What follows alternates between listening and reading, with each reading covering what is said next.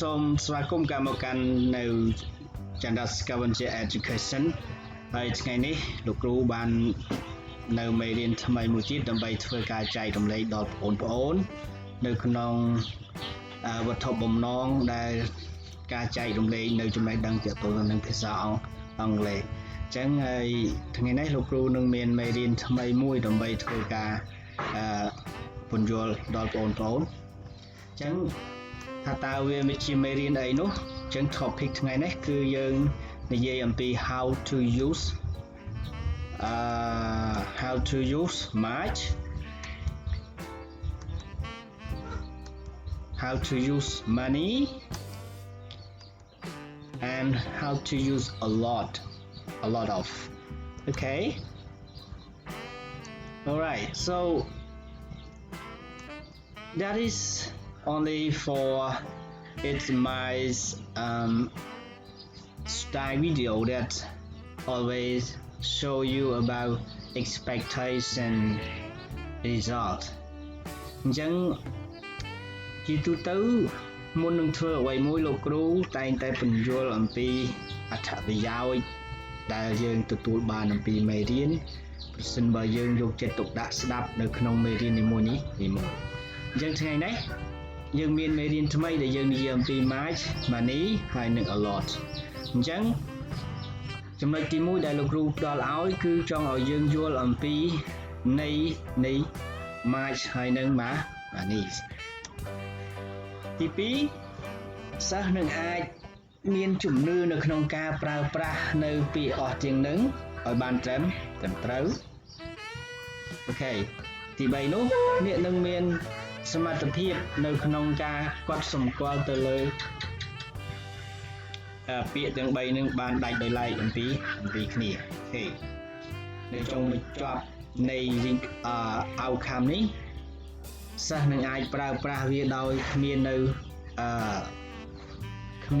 អ្វីដែលហៅថាជាកំហុសនៅក្នុងការប្រើប្រាស់នៃភាសាអង់គ្លេសអូខេអញ្ចឹងអាស្រ័យដូចបានលោកគ្រូជម្រាបជូនទៅលើ outcome នេះហើយលោកគ្រូជឿថាបងប្អូននឹងអាចយល់ហើយថានេះគឺជាអ្វីដែលជាការរំពឹងទុករបស់បងប្អូនប្រសិនបើជាបងប្អូនយកចិត្តទុកដាក់តាមដានទៅមើលការសិក្សាទៅលើខ្សែវីដេអូមួយនេះអូខេបាទអញ្ចឹងលោកគ្រូនឹង how to use much បាទតើយើងប្រើប្រាស់ much នឹងយ៉ាងដូចម្ដេចចឹង much may only be used with uncountable nouns បាទចឹងយើងមើល uncountable nouns ចឹង un នៅក្នុងនេះដែលវាជា function វាគេហៅថា affix ហើយ count ប្រែថារាប់បាន able ប្រែថាដែលរាប់បានអញ្ចឹងនៅពេលពាក្យទាំង3នឹងបូកបញ្ចូលគ្នាយើងអានថា uncountable noun ដែលយើងបកប្រែជាខ្មែរថានាមដែលមិនអាចរាប់បានអូខេអញ្ចឹងយើងទៅមើលថាតើអ្វីទៅជានាមដែលមិនអាចរាប់បាននាមដែលមិនអាចរាប់បានដូចជាលុយដូចជាពេលវេលាវាសុទ្ធសឹងតែជារឿងមួយដែលយើងមិនអាចរាប់បានអញ្ចឹងយើងមើលនៅក្នុងបទឧទាហរណ៍ទី1នេះ Do we have time for doing assessments សំណួរសួរថាតើយើងមានពេលគ្រប់គ្រាន់នៅក្នុងការធ្វើលំហាត់ដែលឬទេបាទអញ្ចឹងអានឹងហើយគឺជាទង់ទៅនឹង much អូខេបន្តទៀតមក How much money do you have តើអ្នកឯងមានលុយប៉ុន្មាននឹងទាក់ទងទៅនឹង how much How much time do we have to finish the test តើយើងត្រូវការម៉ោងពេលវេលាប៉ុន្មានដើម្បីធ្វើការបញ្ចប់នៅតេស្តនេះបន្តទៀតយើងមើលចូលបន្តទៀតគេសួរថា How many did you spend តើអ្នកឯងចំណាយលុយប៉ុន្មានដែរអូខេ and keep going on so how much sugar would you like in your coffee ថាតើស្ករប៉ុន្មានដែលអ្នកឯងចូលចិត្តដាក់ទៅក្នុងកាហ្វេផឹករបស់អ្នកឯងអញ្ចឹងលោកគ្រូគិតថានឹងអាចយល់បានអូខេ How much paper will I need How much meal is in the fridge How much traffic was there on the way to work ថាតើមានចរាចរណ៍នឹងវាមានញឹកយ៉ាងណាដែរនៅដងផ្លូវដែលយើងទៅធ្វើការនោះអូខេអញ្ចឹងយើងបន្តមកទៀតយើងចូលមកដល់អំពីរបៀបនៃការប្រើប្រាស់ how to use money បាទ money is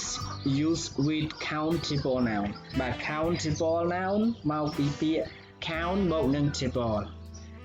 countable អូខេអញ្ចឹង countable អូខេ count ប្រែថារាប់ table ដែលរាប់អញ្ចឹងមានន័យថាដែលរាប់បាននាមដែលរាប់បានអូខេ example យើងមើលទៅលើឧទាហរណ៍ There are many people in my shops ចឹងមានន័យថា many people មនុស្សគេអាចរាប់បានអូខេទៅជាមួយនាក់ពីរនាក់បីនាក់អីចឹងទៅ Are there any student at school តើមានកូនសិស្សទេនៅឯសាលារៀនបាទអាហ្នឹងក៏ student ហ្នឹងក៏គេរាប់បានដែរវាស្មើនឹង people ហ្នឹងឯង How many days are there in January តើមានថ្ងៃប៉ុន្មានថ្ងៃនៅក្នុងខែមករា I have many friends at university ខ្ញុំមានមិត្តភក្តិច្រើននៅឯសាកលវិទ្យាល័យសិតតែជានាមរាប់បានអូខេ How many people work in your company ថាតើមានមនុស្សប្រមាណអ្នកធ្វើការនៅក្នុងក្រុមហ៊ុនរបស់អ្នកឯង Okay that's right right on How many cousins do you have តើអ្នកឯងមានបងប្អូនជីដូនមួយនោះប៉ុន្មានអ្នក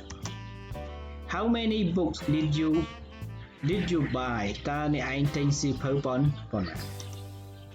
How many countries are there in the world តើមានប្រទេសប៉ុន្មាននៅលើពិភពលោក How many students are in the class right now ថាតើមានកូនសិស្សប៉ុន្មានអ្នកនៅក្នុងថ្នាក់ឥឡូវនេះ How many chairs are there in this room តើមានតុប៉ុន្មាននៅក្នុងថ្នាក់sorry កៅអីប៉ុន្មាននៅក្នុងថ្នាក់រៀនបាទទាំងនេះគឺជា example មួយដែលលោកគ្រូបានដាក់ដើម្បី stick ទៅនឹងទ្រឹស្ដីថាតើយើងហៅប្រើ money នេះដោយរបៀបណាមែនទេគឺយើងត្រូវបានប្រើប្រាស់សម្រាប់ countable noun គឺមានន័យថាប្រើជាមួយនឹងនាមរាប់បាន How many pieces of chocolate would you like តើអ្នកឯងចូលចិត្តអ្នកឯងត្រូវការឬក៏អ្នកឯងត្រូវការ chocolate នោះប្រមាណប្រទេសដែលអ្នកចូលចិត្ត Okay so this one we keep going on to how to use a lot of but a lot of នឹងយើង the first time you understand about how much and second you understand about many and the last one is just focus on a lot okay a lot we use a lot to talk about a lot amount or quality of something បាទចឹងគេប្រើប្រាស់ a lot ហ្នឹងគេបញ្ជាក់ទៅលើចំនួនវត្ថុដែលច្រើនខុសពីធម្មតាចឹងយើងច្រើនខុសពីធម្មតាយើងក៏លេខទៅមើលនៅ example ដើម្បីបញ្ជាក់អំពីទ្រឹស្ដីបទដែលលោកគ្រូបានពន្យល់ឲ្យយើងខាងដើមហ្នឹងចឹងយើងទៅមើលឧទាហរណ៍ទាំងអស់គ្នាដើម្បីជាតម្រុយឬក៏ជា clue មួយសម្រាប់ឲ្យបងប្អូននឹងយល់កាន់តែច្បាស់ដោយ stick នឹងទ្រឹស្ដីដែលលោកគ្រូបានបង្ហាញ Okay ចឹងយើងមើល example John offer me a lot of the money បាទ John ក៏បានផ្ដល់ឲ្យលុយខ្ញុំយ៉ាងច្រើនបាទចឹងមានន័យថាចំនួនមួយដ៏ច្រើនខុសពីធម្មតា A lot of people in the subways បាទ sub នឹងបាទ a lot of people បាទ a lot of people មានមនុស្សជាច្រើននៅផ្លូវក្រោមនៅរថភ្លើងក្រោមដីបាទតាមពិតអា sub ប្រែថាក្រោមវេនឹងផ្លូវមានន័យថាផ្លូវក្រោមដីវាអាចទៅជារថភ្លើងក្រោមដីអូខេ They got a lot of oranges បាទពួកគេមានទឹកក្រូចច្រើន There is a lot of the money in my bag បាទមានលុយជាច្រើននៅក្នុងកាបូបរបស់ខ្ញុំ I have a lot of pencils ខ្ញុំមានខ្មៅដៃច្រើន I have a lot of time ខ្ញុំមានពេលវេលាដ៏ច្រើន I drank a lot of water ខ្ញុំបានមានន័យថាបានផឹកទឹកយ៉ាងច្រើនអូខេអញ្ចឹងជាចុងបញ្ចប់លោកគ្រូនឹងសូមធ្វើការ សរុបមកវិញនៅក្នុងមេរៀននេះគឺយើងនិយាយអំពី talking about how much and how many and a lot of ចឹងនៅក្នុងមេរៀននេះទៅលើអ្វីដែលលោកគ្រូបានធ្វើការពន្យល់លោកគ្រូសង្ឃឹមថាបងប្អូនសិស្សានុសិស្សទាំងអស់នឹងអាចទទួលយកបានអូខេតែបើសិនជាយើងមិនអាចចាប់បាន 100% យើងអាចមើលសារឡើងវិញអូខេអញ្ចឹងខ្ញុំលោកគ្រូអត់មានអីច្រើនទេលោកគ្រូសូមជម្រាបលាហើយយើងនឹងធ្វើការ subscribe នៅ channel របស់លោកគ្រូដើម្បីទទួលបានមេរៀនថ្មីជារៀងរាល់ថ្ងៃដោយសារតែលោកគ្រូនឹងបង្កើតនៅក្នុង channel នេះនៅក្នុងប៉ុបហេតុនៅក្នុងការចែករំលែកនៅចំណេះដឹងជាភាសាអង់គ្លេសដែលលោកគ្រូឈរនៅលើ stand away sharing is the better communication okay thank you and see you next video okay thank you